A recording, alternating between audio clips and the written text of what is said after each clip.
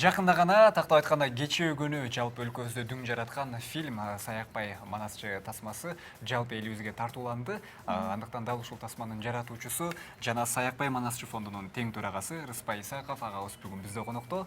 Саякбай тасмасынын жаратуучуларынын бири. Саламатсызбы агай? Саламатсызбы. Биринчи эле кино тууралуу суроо берейин. 2 жыл тарттык деп айтып калдыңыз. Ошол кандай кыйынчылыктар жаратылды? Бул өзү койгон максат оңой болгон жок. Бийик максат болгондуктан, арзан жумуш болбогондуктан, жалпы элдин алдында жоопкерчиликтүү мамиле болгондуктан, 10 ойлонуп, 9 толгонуп, ары калчап, бери калчап жумушчу топ сценарийден баштап эле улам ортого кеңешке салып отурдук да. Бул жерин мындай кылыш керек, тигил жерин тигиндей кылыш керек деп отуруп, сценарий боюнча сынак жарыяланганда Эрин Сабжапаровдун сценарийи жактырылды. Ошол жактырылгандан кийин дагы кайра Өзгөртүлүү. элде манас боюнча өтө кылдат мамиле жасабасак болбойт да. Кичине эле бир нерсе болсо, силер бурмаладыңар деген сөз болушу мүмкүн, ар кандай сөздөр болуп кетиши мүмкүн да. Ошол себептүү өтө аяр, этият мамиле жасаганга туура келди. Улам сценарийди өзгөртүп турууга туура келди.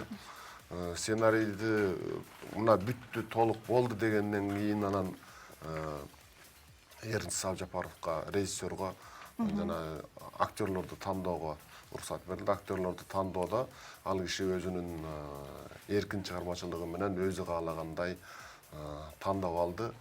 Анан мына тасманы көргөндөр байкап атат болуш керек. Абдан ар бир бейне, ар бир кейипкер жакшы ачылган да. Саякбайдын эле бейнесин алып көрөлү. Саякбайдын бейнесин Марат Жанталиев агабыз аткарды. Аны көпчүлүк ошол тартып аткан коомчулуктагы ошол жумушчу топ деле күлкүлүү окуяларды аткарып жүргөн адам кандайча ушул Тарыхый инсан да. Аскар тоодой болгон адамдын бейнесин жаратат деген суроо бардыгында турган да. Режиссер жакшы тандап алган экен. Абдан сонун жеткиликтүү аткарып берди, ал эмес кыздары таң калып отурат.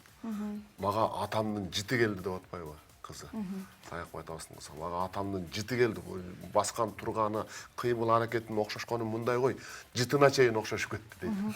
Негизи ушул байкени көрүп, афишаны көрүп, мен ушул байкеби, ал эмеспи? Биз бул байкени Сакиш Бопуш деп мындай комический ролдорду байкап көнүп калганбыз да. Эми чынында мен көрүп аябай таң калдым. Жана ушул роль үчүн Марат байкебиз атайын семирген экен. Толгон экен. Ошо канча жылдын келдечи? Биринчи режиссердун табылгасы жанагыдай, экинчиси актердун чеберчилиги болду да. Нан берип семирттик деп атпайбы Эрин. Нанды көп жесең эле семиресиң деги эле 2 айдан кийин семирип келди дейт да. Семирип келгенден сырткары дагы курсакты чыгарыш кичине жаздык коюп ушундай немелер аткарылды да. Ал кебетесин окшоштурганы өзүнчө. Грим деген грим жасаган кыздардын эмгеги өзүнчө. Анан уурттары бүлкүлдөгөнгө чейинки образды ачып бериш, Саякбай болуп куулуп, баягы ар кимди күлдүрүп аткан окуядан куулуп, элдин кылымдарды карытып келаткан жүгүн мойнуна алган журт атасы болгон адамдын бейнесине өтүп кетиш өзүнчө чеберчилик болду да чындап. Кыргызстанда да ушундай кинолор жаралганына бизди сыймыктандырат, сүйүндүрөт. Жана айтып кетчү нерсе, кинотеатрларга чыга эле Монреаль фестивалында 1-орунду алды. Бул 41-чи жолу өтүп аткан фестиваль экен. Ушул фестиваль түзүлгөндөн бери ошончо жыл өттү деген түшүнүктү берет да. Кечээ ошол ачылышынан кийин, тасмабыздын ачылышынан кийин киночулар өзүнчө чогулуп сүйлөшүп атканда бул маселе козголду да. Дыңды жиреп берген Садык Шер мырза болгон дейт, биринчи Курманжан аткан менен. Андан кийин Тилеп Бергенова деген кызыбыз катышкан экен. Андан кийин Атанын керези менен Бакыт Мукул катышты. Андан кийин ушул Саякбай тасмасы катышып отурат да. Жыл сайын өзүнүн ийгилигине жетип, бул Кыргыздын кинофестивалындай болуп калды деп атышпайбы киночулар сүйлөшүп. Анан ошол жерде эң чоң сыйлыктардын бирин багындырып отурат да. Бул жаңычылдык боюнча, новаторлук боюнча болгондо дагы жан дүйнө жаңырыгын жеткирип берген багыт боюнча Алтын Зенит дегенди утуп алды. Мунун өзү өтө бийик сый, бийик жеңиш десек болот да. Ошол киночулар Таалай Кулмендиев деген агабыз айтып отурду. Мына эгемендүүлүк алган жылдардан бери 20 жыл, 25 жылдын ичинде кыргыз киносу мындай жеңишти багынт элек болчу. Саякбай атабыздын тасмасы ушул нерсени багындырып отыр. Бул кыргыз касиетинин жеңиши деп түшүнүшүбүз керек. Кыргыздын улуттук ар намысынын, улуттук дөөлөтүнүн жеңиши деп түшүнүшүбүз керек. Туура айтасыз. Ал эми тасмада өзүңүз айтып калдыңыз, сценарий даяр болгондон кийин Эрнест мырзага сунуштадык, анан ал өзүнүн актёрдук составын, курамын мындайча айтканда толуктады деп. Баарыбыз билебиз, Барат Жанталиев агабыз Саякбайдын ролун, ал эми Чыңгыз Айтматов атабыздын ролун болсо, өзүнүн уулу, мындайча айтканда токтоо мүнөз, көп сүйлөбөгөн Элдер Айтматов ойноду. Кантип ошол образга кирди болду экен? Бардык телекөрүүчүлөргө кызык болсо керек. Бул дагы өзүнчө кызык нерсе. Бул биринчиден сценарийдеги эле табылгасы болду да.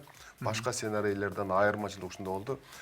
Эки зор дүйнөнүн жолугушкан жерин тоолор көрүшкөндөй учурда Чыңгыз Айтматовдун Саякбай атабызга барып бата алып турган жери негизги өзөк болгон сценарийде. Баягы жамгыр менен жер көгөрөт, бата менен эр көгөрөт дегендей аалам тааныган Чыңгызды Чыңгыз кылган ушул кенедей чүкөдөй болгон абышканын батасы деген нерсе жатат да. Бул биринчи табылгасы болду. Экинчи табылгасы ошол Айтматовдун образын баласына аткартканы бул өзүнчө таң каларлык. Биринчиден актер эмес, эч кандай тажрыйбасы жок адамга ушундай бейнени чоң образды берип, ишенип, табыштап, аны аткартып бергендигинин өзү чоң жеңиш болду десек болот. Бул жерде эми көптөгөн кишилер көмөктөштү, албетте чыгармачылык топ бардыгы өзүнүн кеңешин айтып отуруп, Темир Дүйшекеев деген агабыз бар эле, раматылык болуп кетти, жайын жаннаттан берсин. Ошол киши негизги тилин тактап, оңдоп, орусча өскөн бала эле да. Анан фильмдин соңунда кыргызча кадимкидей түш жарып калды. Сиздин оюңуз боюнча кандай аткарды? Ошол атасынын ролун жеткизе алдыбы? Албетте, бул кече режиссерубуз өзү айтып атат, Айтматов ар бир сөзүн баптап, таптап сүйлөгөн киши эле. Анан шыр этип, жаңылмаштай айтып кетчү эмес, орусча айтабы, кыргызча айтабы, ар бир сөзүнө басым жасап, өзүнүн акценти бар эле.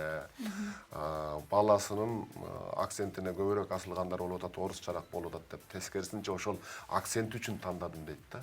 Ушул нерсени ар бир сөзгө токтоо, басым коюп, бир сөздү айткандан кийин ойлонуп туруп калып, анан экинчи сөзүн айтып аткандыгынын өзүндө Айтматовдун элеси жатат. Ошон үчүн бул толук өз жүгүн көтөрүнүп, милдетин аткарып кетти го деп айтып атат да. Эми аристер айтып аткандан кийин биз кошулабыз деген. Жеке өзүңүз тууралуу айтсаңыз, Манасты канча жашыңыздан бери айтасыз? Негизи Манас айткандар айтып коет го, мен түшүмдө аян көрдүм, мага белги берди, менин түшүмө Манас ата кирди деп. Сиз кантип Манас айтып калгансыз?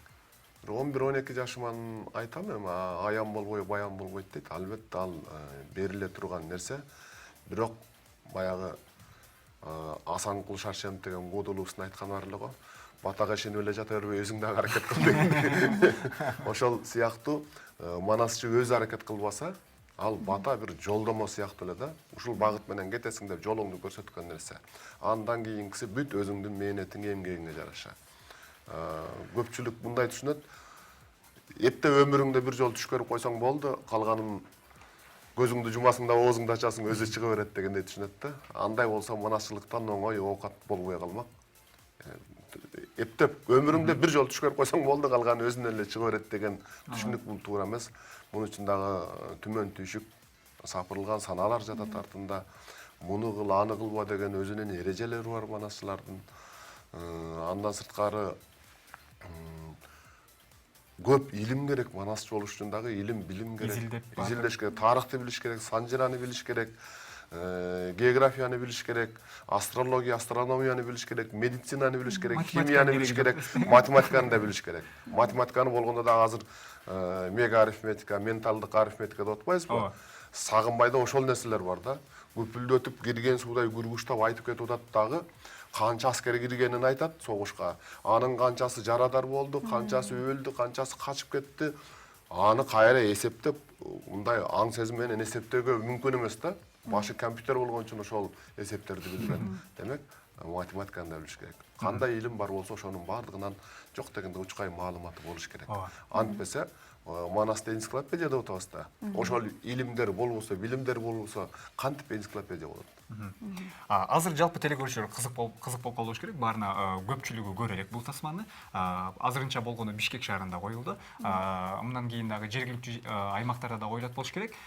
Бирок көрбөгөндөр үчүн бир сырын ача аласызбы? Мисалы үчүн тасмада биз көрдүк азыр Айтматов менен жолуккан жери, Чыңгыз Айтматовдун көзүндө ошол кайыптардын, Манас атанын жоокерлеринин көрүнгөн жери, керек болсо Улуу атабыз Манасчы Саякбайдын Улуу ата мекендик согуштагы кези, балким тасмада дагы Саякбай атабыздын өмүр таржымалына тиешелүү да кандайдыр бир нерселер бар. Сиз бир аз сырын ачып берсеңиз.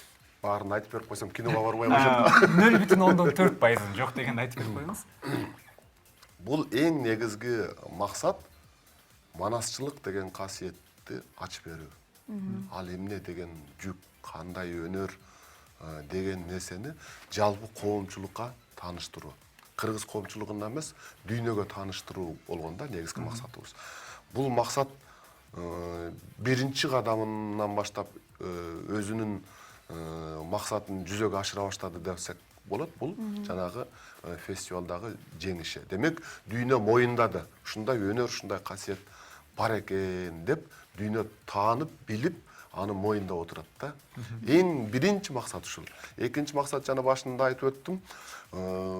Кыргыз дүйнөсү, кыргыз касиети ушул Манас менен кармалып турат. Манас түшүнө кирген адам сөзсүз түрдө Манас айтып кетиш керек эмес. Ал башка нерседен кайсы багыттан болсо дагы өз кесибинде, өз багытында мыкты адис болуп чыгат. Жолу ачылат, бак ачылат деген нерсе катары түшүнүшүбүз керек да. Анын мисалы Айтматовдо жатат. Айтматов манасчы болгон жок, бирок кыргыз касиетин, кыргыз өнөрүн артынып кетти. Жанагы азыр трейлерден көрсөңөр керек, Саякбай коштошуп атпайбы? Машинеге түшүп Айтматов кетип атат. Кетип атканда аны коштой чаап, касиеттер кетип атат да, Манас баатырлар кетип атат. Демек, Саякбай бата берери менен ошол касиетти Айтматовго өткөзүп берди. Кыргыз касиетин Саякбай кыргыз дүйнөсүнө сактаса, эми Айтматов аны ааламга тааныта баштады деген нерсе жатат да. Бул жерде табышпактуу нерселер көп. Маселен, ошол эле Айтматовдун Саякбайдын машинеси менен Баженовдун машинеси кагышат. Бул жөнүндө Каныбек Иманалиев деген депутатыбыз айтып атпайбы? Бул эки машиненин эле кагылышуусу эмес, эки зор цивилизациянын кагылышуусу, орус дүйнөсү менен кыргыз дүйнөсүнүн кагылышуусу, айкалышуусу жана башкалар жатат да. Мындай сыр, купуя кылып сакталган нерселер дагы көп бул тасмада. Менимче бул тасма тарыхта калчу тасмалардын бири. Буйрса. Ошондуктан сиздерге ийгилик каалайбыз. Ушундай кино жаратканыңыздар үчүн сиздерге рахматыбызды айталы. Буйрса, биз дагы барып көрөбүз, Ооба. Рахмат агай. Эми бүгүн бизде конокто Манасчы Саякбай Манасчы фондунун тең төрагасы Рыспай Исаков болду. Бизден эфир улана берет.